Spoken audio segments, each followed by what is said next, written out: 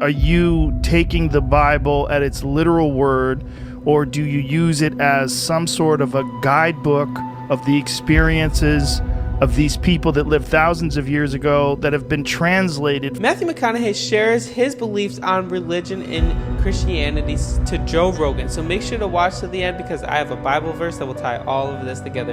Let's get right into it. Am I wrong here? You are religious in some way.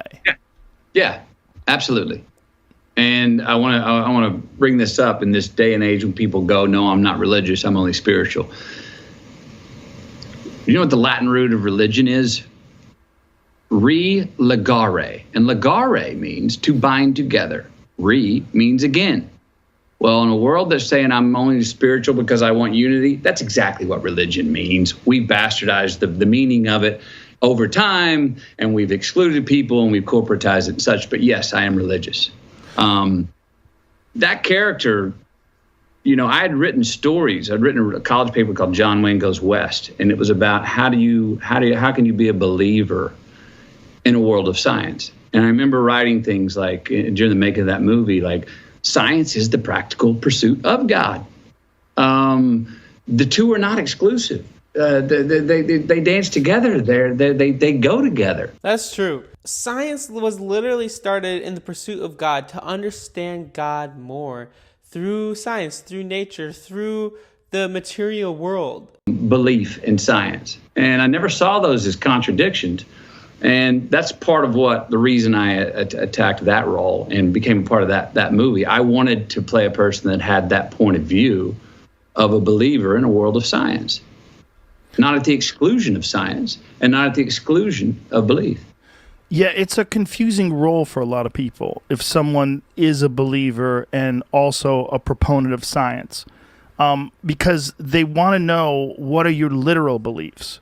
Like, are you taking the Bible at its literal word, or do you use it as some sort of a guidebook of the experiences of these people that lived thousands of years ago that have been translated from multiple different languages back to English?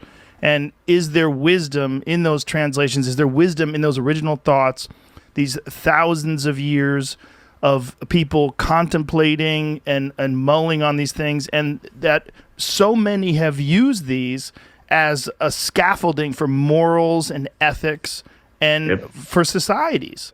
Before Matthew answered that question, it's important to realize that Joe Rogan for the longest time has always thought about the Bible being translated over thousands of years into so many different languages. But now we get the original language, Greek and Hebrew. You can still see the original text for a lot of the Bible and translate it from the original text to English now and get the closest version possible. Let's continue to watch. I'm excited to see what Matthew McConaughey says here. I mean, for people that go, oh, it's a circus book, or people that non-believers, and I'm like, well, it's still the best one going.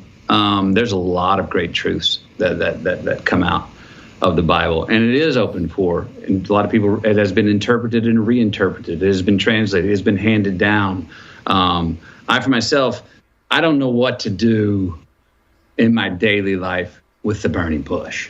I don't know what to do with that. I do know what to do with love your neighbor like yourself. I do know what to do with Matthew 6:22. If thy eye be single, thy whole body will be full of light. I do know what to do with some proverbs that I can take into daily practice and go, oh, I felt my life. I felt improvement. I felt success in my relationships, in my relationship with the day, with my career, by following that, by treating others how I wanted to be treated, the golden rule. So I take the practical stuff myself and try to utilize it and pick out what can work for me. When you say you don't know what to do with the burning bush, like what do you mean by that?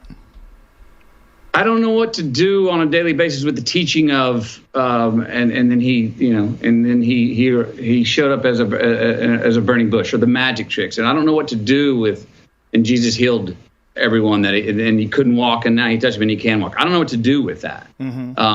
I don't know how to take that into my life and go, oh, there's something useful and practical and healthy for you, Matthew, that you can practice there. So the magic that leans in towards, what we would call now more fantasy. I don't know what to do with that. There's philosophies, there's problems. Yeah, I mean, with the burning bush, within that, you can learn a lot of stuff. God's nature is, and he talks about who he is as a person. He is everything that you need him to be. He's the great I am. He is Yahweh. That's where you learn that. But like as a whole, like how do you explain the burning bush? Does it really matter? No. How to explain how Jesus healed people? It's a miracle. That's why it's a miracle. It's something that we can't explain, and we don't have to. And there's teachings that I think are very valid and very helpful, that we could all be reminded of, that are in the Bible, that I do find quite useful.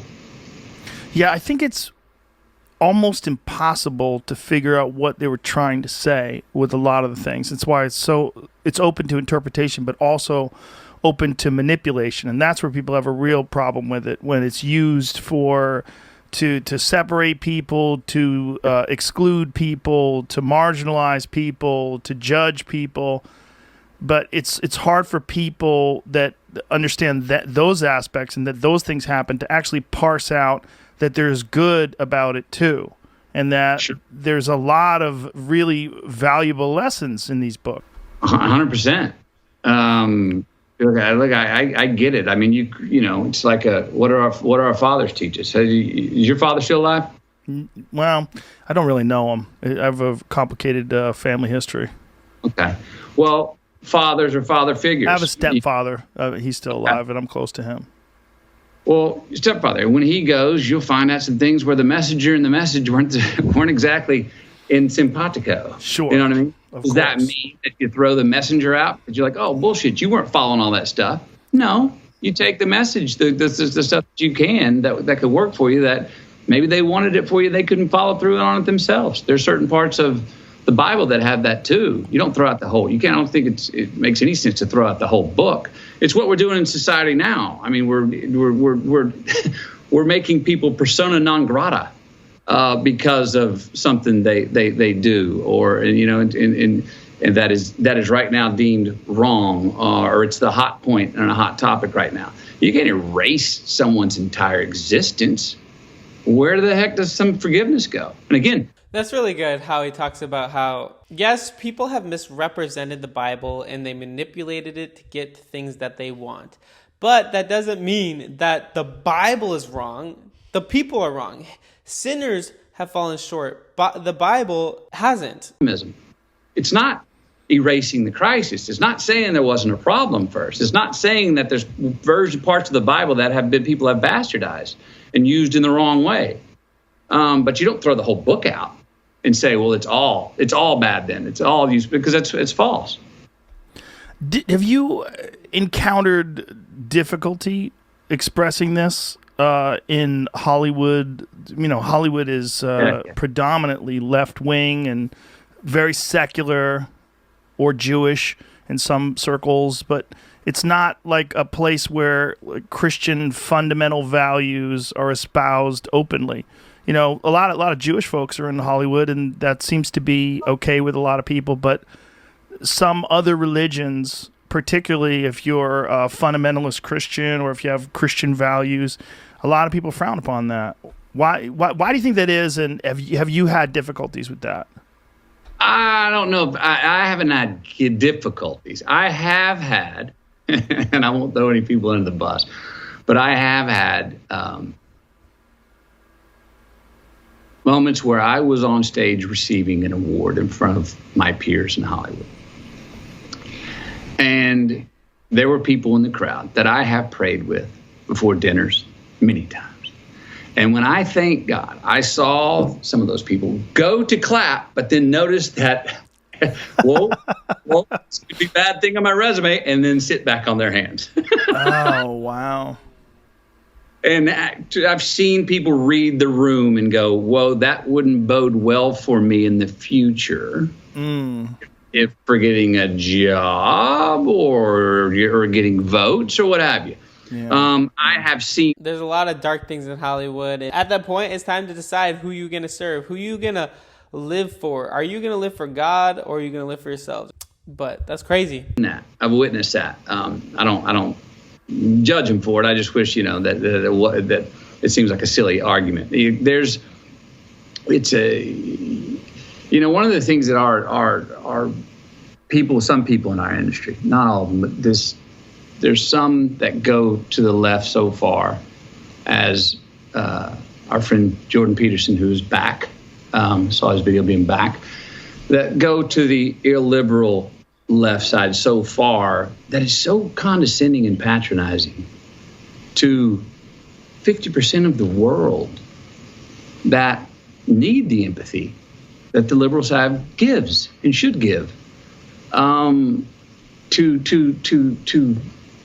throw somebody's, illegitimize them because they say they are a believer,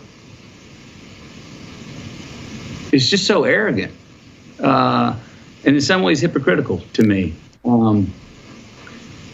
So I haven't run into, I haven't headbutted trouble on that, but I've always, look, my career, I've pretty much gone my own path, and by hook or by crook, just trying to figure a way out into what I was doing. And I haven't measured or noticed where it has harmed or gotten in my way of what I wanted to achieve in Hollywood. When it comes to like the burning bush and the healings in the Bible, I think there actually is something that you can take away from those stories. And we're going to dive into it. But Moses protested, "If I go to the people of Israel and tell them the God of our ancestors has sent me to you, they will ask me, 'What is his name?' Then what shall I tell him?"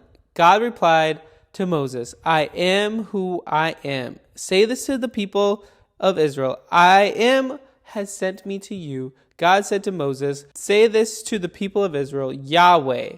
God also said to Moses, "This is to the people of Israel, Yahweh, the God of your ancestors, the God of Abraham, the God of Isaac, and the God of Jacob. This is my eternal name, my name to remember for all generations. I am who I am. I'm everything you need. Yahweh is the breath, literal breath of everything." And there's so many things that you can learn from this passage and book. You might not completely understand it, but there's still takeaways. So anyway, guys, thank you so much for watching. I encourage you to all go to Jesus and turn to him, because he loves you and he's longing to have a relationship with you. Nothing in this world can fill the voids that you're looking to fill besides Jesus. So do that today. He loves you. And anyway, guys, thank you so much for watching. Comment down below your thoughts on this, whatever that may be. I would love to hear them. And also, please subscribe. I'm trying to hit 10,000 subscribers by the end of the year, and I know I can do it with your help. Thank you guys so much, and also you might like this video here. Peace.